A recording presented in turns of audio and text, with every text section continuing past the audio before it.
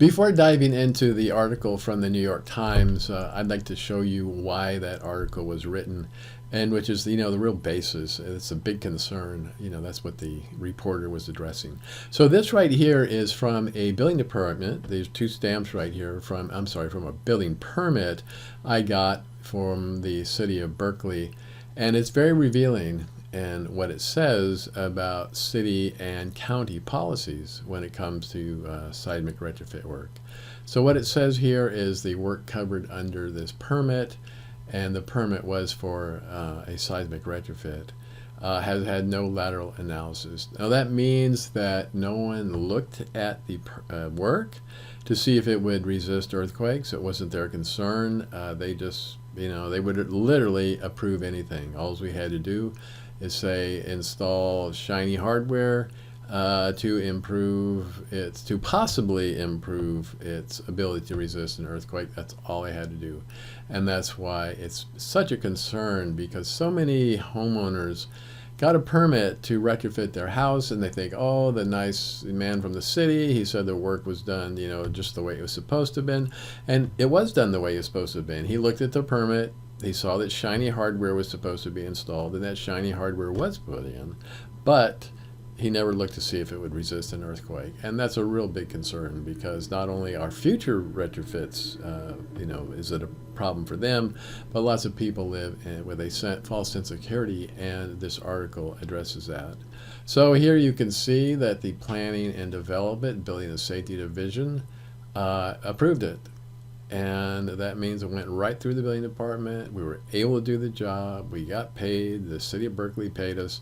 And this is what the real shame is. And that's what this article addresses.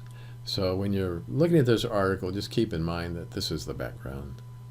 This newspaper article from the New York Times has a very interesting history. I was actually contacted by the reporter in 2011 to retrofit her house.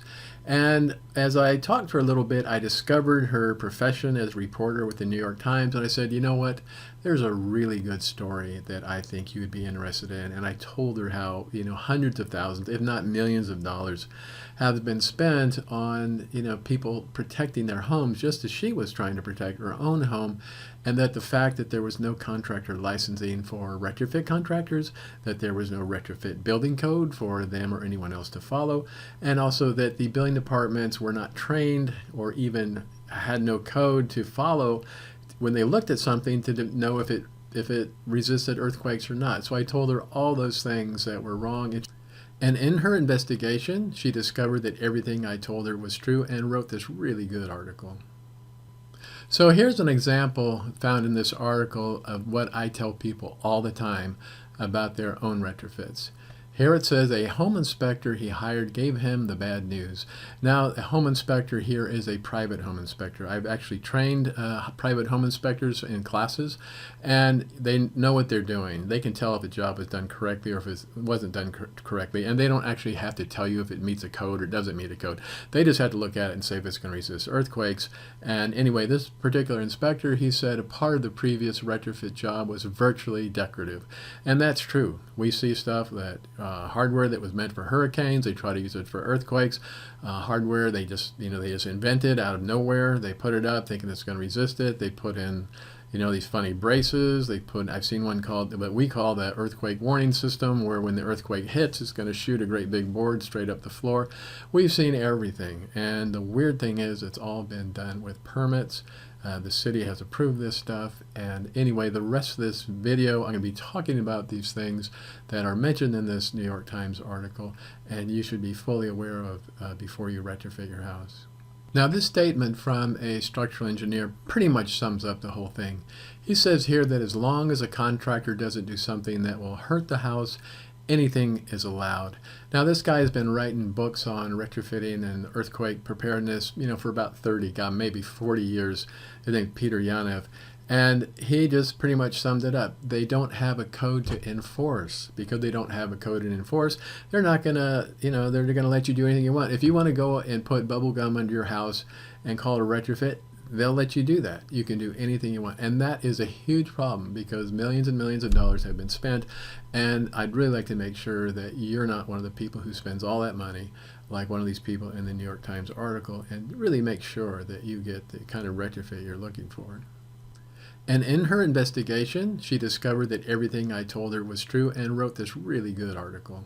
For example, we did a job in Oakland where it was a voluntary seismic retrofit. The inspector came by to do the inspection, and he literally didn't do anything. He said, I don't have anything to, I don't have a code to see if you did it right or you did it wrong. I don't care what you did. And then he signed it, and he got in his truck, and he left, and even though the homeowner had spent $750 or so. So, that's a huge problem. Now, one of the big reasons for this website is that so that you can educate yourself. The government should be making these videos. They should be paying me to make these videos because it's a public service to make sure people like you do not get ripped off. I like to point out contractors are not trying to steal from you or anyone else. It's just they literally have no idea what they're doing because there's no licensing for this, there's no code for this, there's no training, there's nothing. So they literally make things up. So a case in point is when we retrofitted the mayor's house of a large city here in the San Francisco Bay Area. Now his retrofit was a real hatchet job. Everything was done wrong. And I actually took the mayor underneath the house. I pointed everything out to him, and he was fully convinced because it really doesn't take that much understanding to, tell if something was done wrong if someone explains it to you. So we retrofitted his house, and then what he did is he and another local politician who, became, concerned about the exact same thing, they went to Congress. They tried to get some legislation passed to require special licensing for contractors, and unfortunately the governor at the time would not sign it. And at that point, he gave up, the other politician gave up, and we are still in the exact same situation we are right now, where a contractor can go in, and just like the New York Times article said, you can really pay a lot of money and get, practically nothing for it. And this is the insanity of it. To be a sheetrock contractor, you just need to know to put a screw every 12 inches, and 5/8 sheetrock goes in the garage. Now, to be a retrofit contractor, you need to know metallurgy, you need to understand wood, you need to understand old building codes, you need to know the current building code, you need to know what has happened to houses in previous earthquakes, you need to have seen photographs, you need to understand all these different retrofit guidelines and how they came to the conclusion they came to, and it goes on and on. And there's no licensing for that. So all you have to do is say, hey, I can retrofit a house and not have any of that background. So after seeing all this waste, all this money spent for nothing, I did my best individually to try to make some changes. And I was a member of the Berkeley Disaster Commission. I pushed the building department there really hard. And they had a transfer tax program at that point, and they had spent literally millions of dollars on retrofits that were not going to be effective. And the response was shoot the messenger. They just didn't want to hear what I had to say, so I gave up on that. The other people I talked to was the Structural Engineers Association right up here, and they were actually more open. They said there was a problem, but when I tried to get something done, there just wasn't anything happening. They just, I don't know what happened, but there were a bunch of volunteers. It looked like a big job, and and they like skyscrapers. They were doing a seminar on making things blast resistant in case we got attacked by terrorists, and so that was just a total waste of time. And then I went and talked to the Association of Bay Area Governments. I had the same response. In that venue, I was able to talk to a lot of people who had a lot of connections, and that didn't do any good either. And then this right here, this is the committee that wrote the Standard Plan A. So those, ICC stands for International Code Council, so these are code writers, and I didn't get anything out of them. And finally what I did is I went all the way to the Seismic Safety Commission.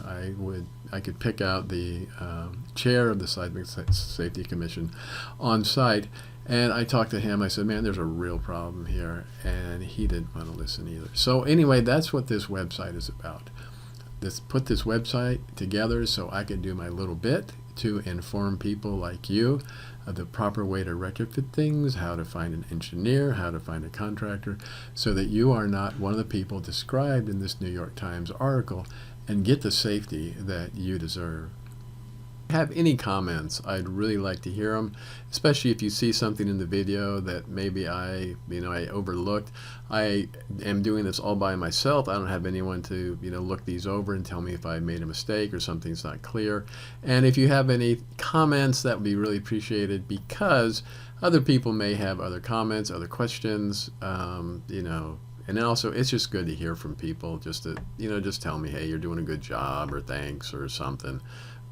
Just so I know I might be, I'm reaching some people, and that this is important, because I believe it is really important. So anyway, I hope you enjoy this whole series of videos, and I'll see you again.